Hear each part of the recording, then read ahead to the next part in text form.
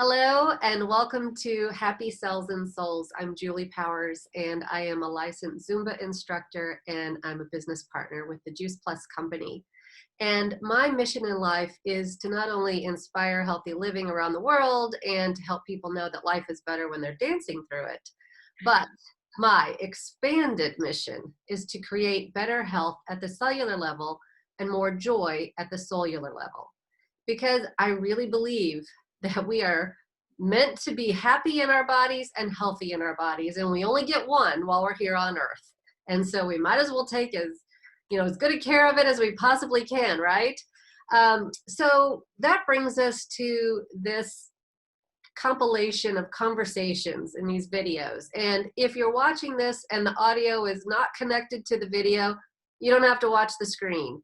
Every now and then we have technology issues and it's just the way it is. So over the years of my life, I have had the honor and privilege of meeting so many people from all walks of life. And I believe that we are meant to learn from everyone because everybody has value and every story is important. And it doesn't matter if we're from different backgrounds in religion, in socioeconomic status, if different cultures, it doesn't matter because we still have things to learn from each other. And so I want to bring these conversations to people so that we can all learn something new. And my guest today is Amy Steinmetz. And Amy and I met, what was it, almost 3 years ago, I think, at this point. And we were at an event and we were coming together to learn how to really get our heads on straight, basically, and know what we wanted to do with our lives and what our purpose is, right? And so she and I are both, we call it sideline buddies in our Juice Plus company, but we are not in each other's actual businesses.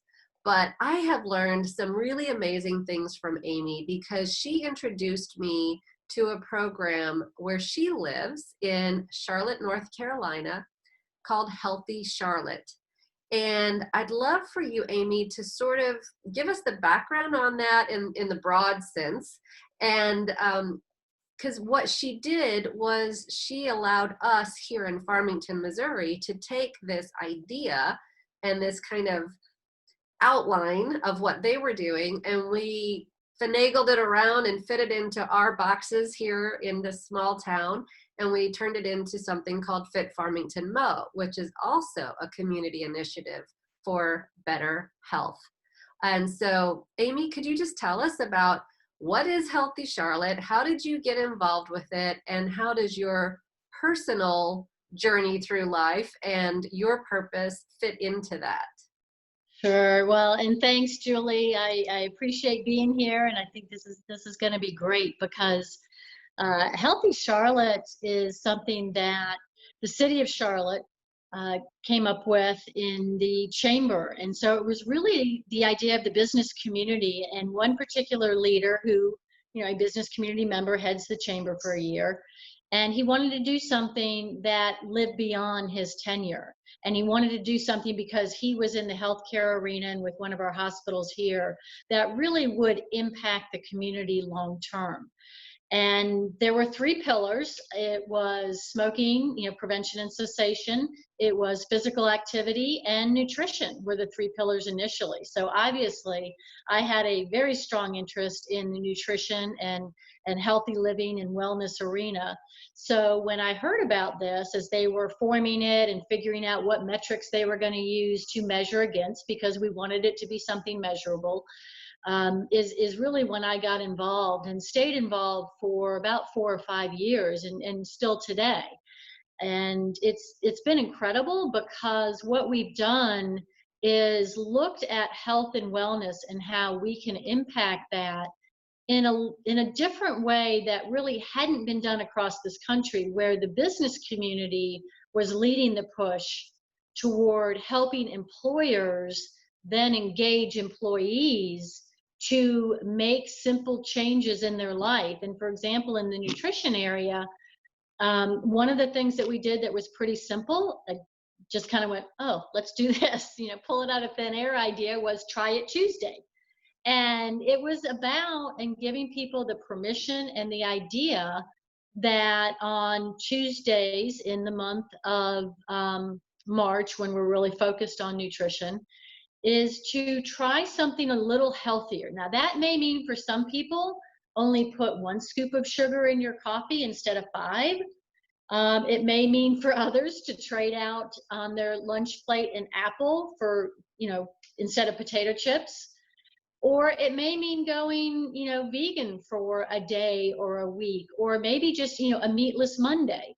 So it really gave people the idea of, what things you could do to begin to make those small changes that we all know are necessary in order to improve and begin to make bigger overall changes as far as our cellular health, how we're feeling, how we're sleeping, our attitude, our brain health for us as well as for our children, and just to give them an idea of how they can start making those changes. So what I loved about the way that you guys put that together in Charlotte was that you really utilized existing programs within the business community, like using their health and wellness coordinator and their human resources departments and things like that, whether it was a large company, medium size, or even were some of the smaller mom and pop shops involved as well. Yes, yes. And that is one thing that was also extremely. Oh, you muted. um, There we go. Talking about really large companies or very well collateralized companies. But this also reached out to the community at large. And so we were working hand in hand with churches, with other nonprofit organizations. I mean, everyone from the American Heart Association, we were working hand in hand with, um, again, to even neighborhoods. If, for our Walking Wednesdays that we did, and it was about whether it was an employer-based program to get people out walking together for 30 minutes during a lunch hour, or a neighborhood or a church group, again, just to get people out moving and doing things that would, maybe let them see that they might feel a little bit better if they did walk every day. Or if they did, again, maybe drink water instead of a soda. And that was the whole idea, is let's start small and grow. Well, and I love that it was a group coming together from all different industries as well. And, for one thing, a lot of times people know, whether they want to admit it or not to themselves, they know that their health is the absolute top priority. It's supposed to be, because if you don't have your health, you have nothing, right? But if you have your health, you have every single option available.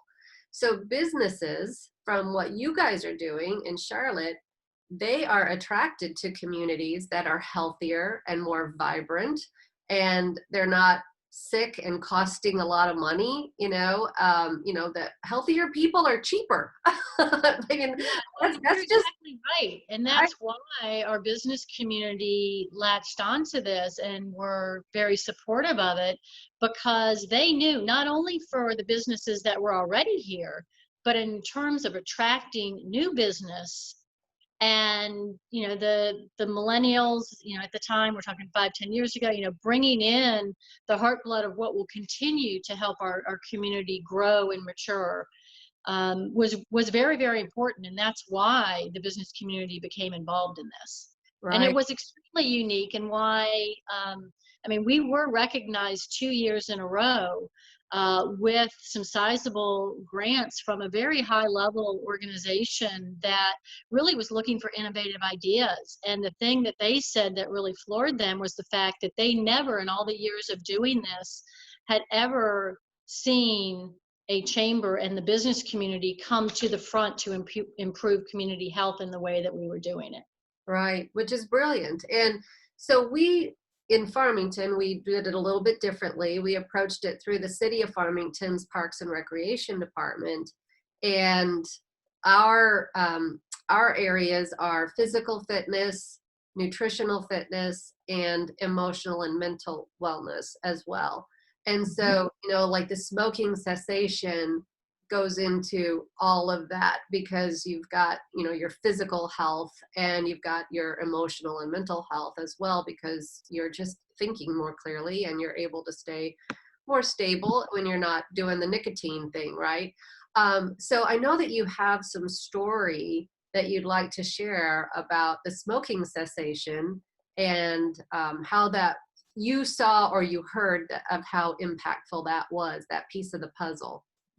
Yeah, it was huge. And it was really one of our very first wins, was the fact that we have a, booming construction happening here. And one of our women-owned companies actually, they bought in right away to, when you think about who are construction workers and what are their habits, smoking was a big one.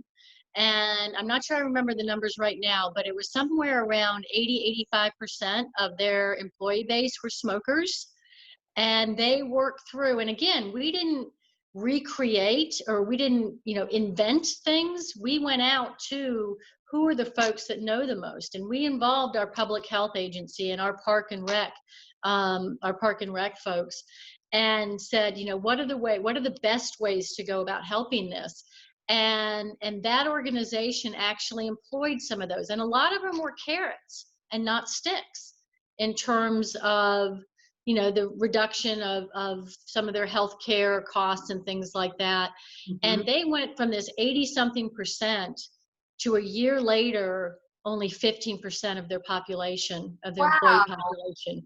It was huge. It was very, and the employees themselves were just feeling so much better and happy to be there and appreciative. And it really was that star showcase of what can happen when you do help, whether you're going through your city, your county, your businesses. But when people come together, because our healthy Charlotte leadership, and there was a one person paid at the chamber, and only about a third to half of her time was involved with us. The rest of us were all volunteers. Right. I have my own business. One of the leaders of this was a woman who I worked with in a different career, and she was a consultant. We had one woman actually two from the hospitals that were heavily involved, again, from the American Heart Association, someone. And so we had, and then in individual, Blue Cross Blue Shield, Aramark, which is a uniform company, if you all don't have them out there. So we were coming from, individual entrepreneurs to, five people consulting firms to, thousands of people, Pfizer. And, some of these folks that are working on our vaccines now, some of their employees were involved with us as well on a real key leadership role. Well, and then you see the actual results. To have a company go from like 80% of smokers to 15% smoking is amazing. And so, you and I know from personal experience that when people are feeling well, when you get up in the morning and you have energy, you're breathing well, your body is working. I mean, sure, we have all, I have my kinks, I have my injuries, I have my issues, but I don't feel like I'm being held back by health and wellness. I can make pretty much everything work. But there are people that don't have that because of their lifestyle choices, because we know that DNA is not our destiny. We are not going to be trapped in whatever our family history is unless we continue with the same lifestyle choices. And so I love that your business community is pulling all of these aspects together and showing people that there are better ways, better choices every day. They get to choose between A or B, Well, and really what we found, because we did a big nutrition event with Johnson and Wales University. They've got an arm that's located here in Charlotte. And of course, people know them as the cooking university and school. They've got a very strong business program, and others too. But we did a program with them where we brought in about 100 people from the community, and this was a invitation only event where we, looked at who really can impact community health on the nutrition front. And it was very well received, and people and organizations, in fact, one of the organizations that was heavily involved there is one that is looking at now guiding Healthy Charlotte as it moves on to its next stage. And really, we looked at nutrition from a number of different angles, because it's not just about, do people have, do they eat good food, but do they even have access to it? Right. So we had breakouts on everything from transportation to housing, because depending on where people live and how they live, as well as, farmers markets and where, urban farms, and, how do we get more fresh food into areas that now don't have it? And it was just, but we had so many comments after the event about, one, I never would have met this other person that I met, and now we're going to be collaborating. And that, to me, I've always been a dot connect. Oh, you're muted again. And so that was extremely satisfying, because I know it doesn't just live within Healthy Charlotte or the work that I do, but it lives within all these other people that we're beginning to connect together so that we can Right. make improvements along the way. Right, right. That's great. And so you guys also have in Charlotte, we have a couple minutes left here. I know that you said that you told me that you guys have a lot of community gardens, and that there are different organizations that are trying to figure out ways to get fresh food into people's mouths and bodies. And so there's a whole variety of community gardens. Can you talk about a little bit, like, how some of these are put together, or where they might be, or which organizations are behind that? Sure, sure. Yeah, we have everything from the neighborhood community gardens, that were either started by the neighborhood or started in coordination with the city or Park and Rec. We also have a foundation here that actually is building an urban garden with a senior center. And so they're doing that hand in hand.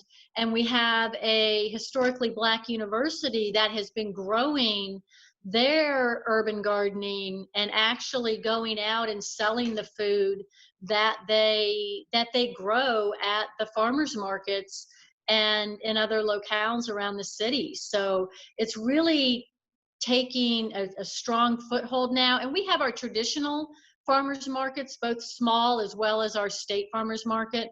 I think there's now 20 or 30 across the city, where you can go and get fresh produce during, most of the seasons of the year.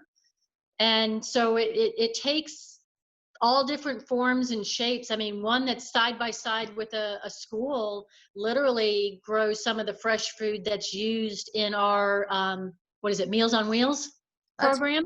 Yeah, that's Yeah. Yeah. And that's been a long time. I mean, they've been doing that for probably 15 to 20 years now.